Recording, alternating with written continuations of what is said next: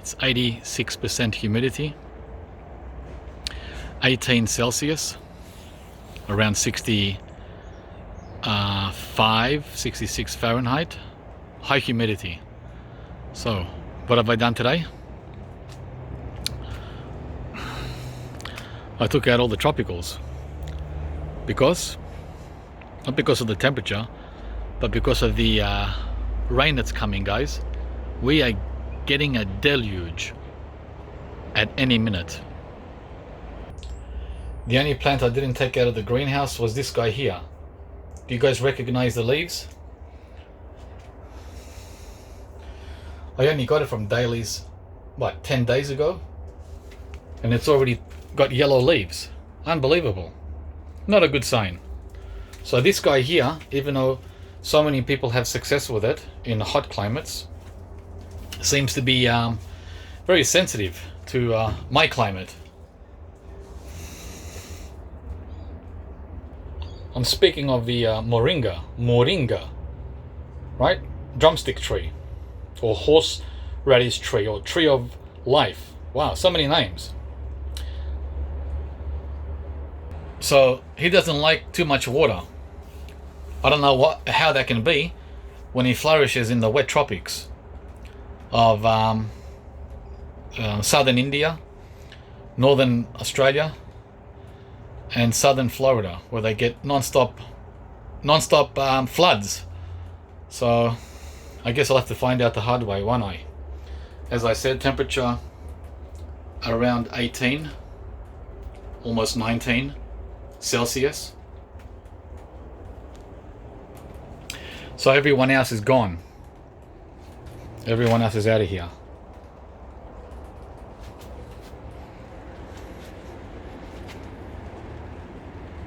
So I took the papayas outside. There's the Vietnamese mint, which grows all year here, by the way. I haven't shown you guys this, have I? Yeah, it's very nice. Vietnamese coriander or mint. So I've got some more papayas here, and jackfruit, and the Panama berry, the multi-named fruit tree, strawberry tree, Jamaican berry. Oh, mosquitoes are out. It's gonna rain. It's gonna rain. It's gonna rain. This is take 2 on this. Actually, it's take 2 on a lot of these. The Panama berry, the papaya, the jackfruit. Although I haven't lost any jackfruit yet this year. I did many years ago. So that's why we're doing it all over again. And this time, we're going to try and succeed, guys. I'm putting a lot of money into this experiment with growing tropical fruit trees in a temperate climate. And I'm glad you guys are there to take notes for your benefit and also for future growers. Yeah, so jackfruit, papaya, Panama berry, all out here, outside the greenhouse. There's a holly basil, tulsi, and the madrono, which is lemon drop mangosteen, which dropped every leaf except this one. I'm waiting for a recovery on him. He's been in ICU for the last month or so, as has his mate here, the jackfruit crisp, which I got last summer. Yeah, he lost every leaf as well, but I got good hopes on this because the bark is still green when I scratch, no matter where I scratch. So he's alive.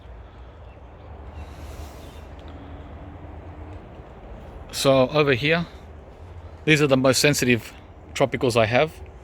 I took them out because the temperatures now are not going to be, well, daytime temperatures are not going to fall below 15. And the nighttime temperatures are not going to drop below 9. So we're talking 50 at night minimum, 60 daytime minimum. So pretty safe to take everyone out into the open. There's the allspice tree, which I'm super excited with. I'll be growing that beside the bay leaf. They go together, bay leaf and allspice, together with the cardamom. But that's a long, long way to go for this guy. See if I can pull it off, because he's super sensitive, whereas the bay leaf ain't. So a lot of new growth coming here on the Poshti custard apple. By the way, to my American friends, okay, a little bit of education. Custard apple is the atemoya, but you guys call atemoya. In Australia we call atemoya custard apple. Okay, just for clarification. Here's a sugar apple, which you know very well there in the States, which is a more sensitive, cold sensitive version of the custard apple. Squamosa. And let's have a look. This one here, the Poshti, is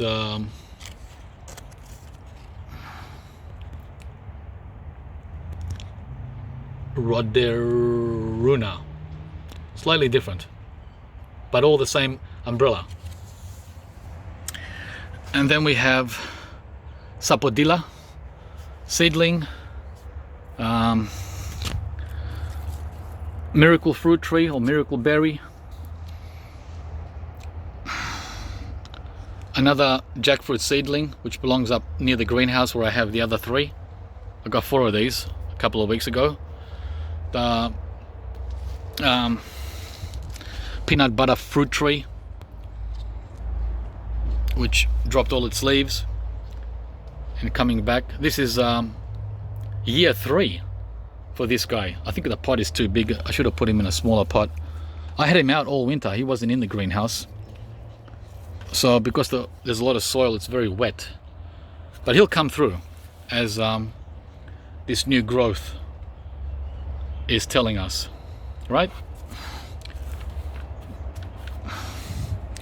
Then I've got the grafted Kyogle Gold jackfruit, which is doing amazingly well. Then I've got the Mame Sapodi,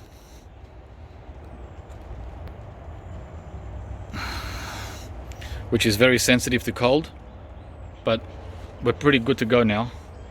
And one of 2 star fruits, which I picked up from Dailies also a couple of weeks ago. So that's that lot, enjoying their first rainfall since arriving from Dailies. I also put the taro and collard tree together here with a mulberry, the ever-bearing mulberry, right? Give him some rain, together with my veggies here. And this is the macadamia, the dwarf, the A16. So everyone's going to get a good drop of rain today. The sook, the yellow mangosteen, the former Miss Sexy, because of her beautiful sexy leaves. Hopefully it'll come back. Look at those leaves. Yeah, she just drooped at the end of winter. And finally here is the Okinawa spinach. Yeah. So that's the second batch that is out to enjoy the tropical rain that's on its way to southern Australia. The Hass avocados should be coming soon. This is their ripening or maturing point that we're coming up to. The first ones start dropping in late October, early November. I don't know who's going to be first. I had a good look and they all look the same. So lots of guacamole coming up from the big Hass, the giant Hass. I dream of having a jackfruit big as this. Someone asked me, what are you going to do with all those jackfruits? You know, I got 6 of them. Well, what I want to do with them is get at least one of them to grow like this house avocado. That's my objective. That's what I'm aiming for.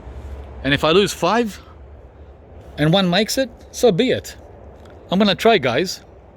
Why not? If I can grow a avocado this majestically, why can't I do the jackfruit? Right? And the same applies with mango. Why can't we have a mango this big? Full of mangoes in summer.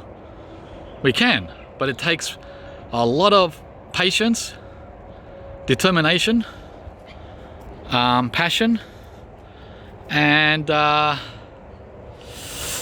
just keep getting up every time you're knocked down, because you're gonna get knocked down a lot of times with mango and jackfruit, and for many people even avocado. I had a lot of problems growing avocado for 5 to 6 years before I got it, and if you watch my videos you'll get it too. So this is the last batch here, which I moved out of the safe spot, which was under the pergola. I took them all out. Look at this. Looks like my own, very own tropical fruit tree nursery. So these guys are gonna probably stay here in this location until further notice. Probably, well, there's 2 dates. One is until the middle of autumn, which is April, when they all go back in. April here is the turnaround, when everything goes back in, late April. And the other date that these guys will be moved will be when I decide to plant something here. This is a very nice spot to plant at least 1 tree there, and one with a sugar cane is. I might remove that sugar cane and plant a nice tree in that nice corner here. Look, right in there, in this pocket, protected by all these guys here. So 1 tree in there, which means I don't have to move any of these, and another tree right here, where this I think that's a sapodilla. Yeah, sapodilla is. You see that hole I dug last year? That's where I had the moringa last summer, the one that died. Bad spot. So 2 spots for 2 trees. Until I plant those 2 trees, these guys are staying here for the next 6 months. So we've got a canastel that survived in the greenhouse from last summer, so I'm pretty happy with that. I lost the rossapodi, but I managed to get the canastel to survive. Then I've got two green sapodis, which I got a couple of weeks ago. The R2E2 mango, which I pulled out of the ground where I planted the lead jujube. He loves the pot, isn't that something? And then I got another mango here, another star fruit there, jabuticaba, yellow jabuticaba, another mango there, Rollinia there, getting new leaves, as you can see. Pretty happy about that. He was in the greenhouse all winter. A lychee. Oh, Suriname cherry down there. Here is the pitomba, sapodilla, another longan, a chompu. So all these guys are finally getting some overdue rainfall. Rainfall, remember guys, is similar to giving the trees a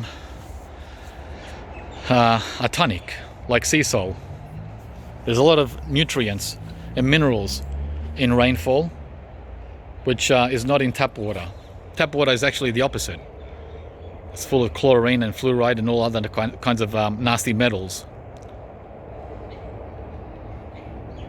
There's the yellow, not the yellow, the what's it called, the pink guava, which is yellow skinned now that they're fully ripened. And we're going through these really fast because they're like dropping and spoiling. They're on their last legs. So we're eating as many as we can every day.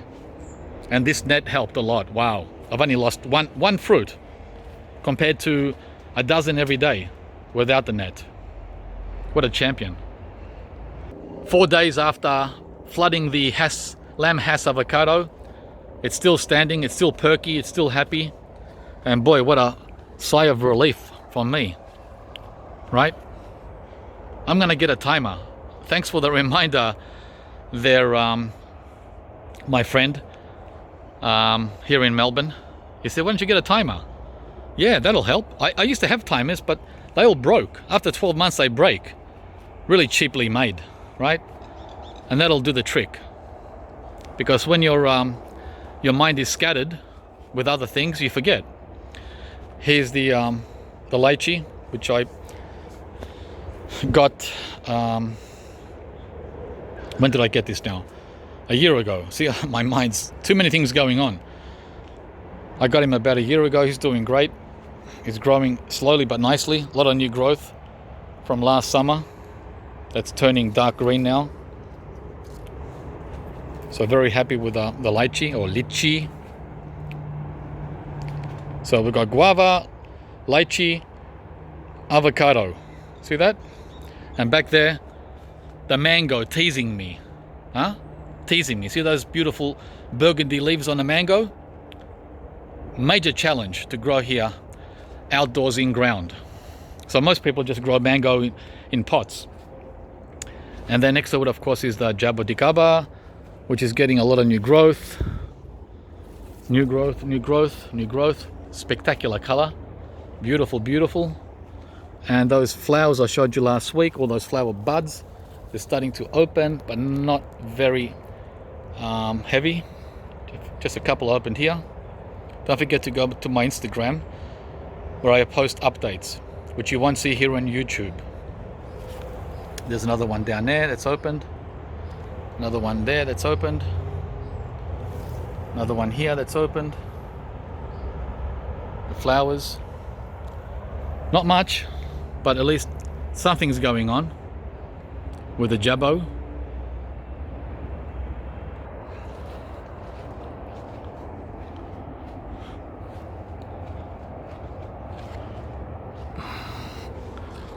Like a little jungle in here now, with these trees that have matured over the years. It doesn't look like Melbourne anymore. It's starting to look more like Townsville or Cairns. So this will be a testimony, man, for the future when people want to try and grow tropical fruit trees here in the cooler side of Australia. This is the star fruit, which I bought 8 years ago. Hopefully it'll give us some fruit this year for the first time. Kachala, Kochala, Longan, still dormant. Not dormant, but not much activity going on. It's got something there going on. See that? Little growth there. It's been hanging on like that for 2 months. Very, very slow. Just waiting for warmer weather.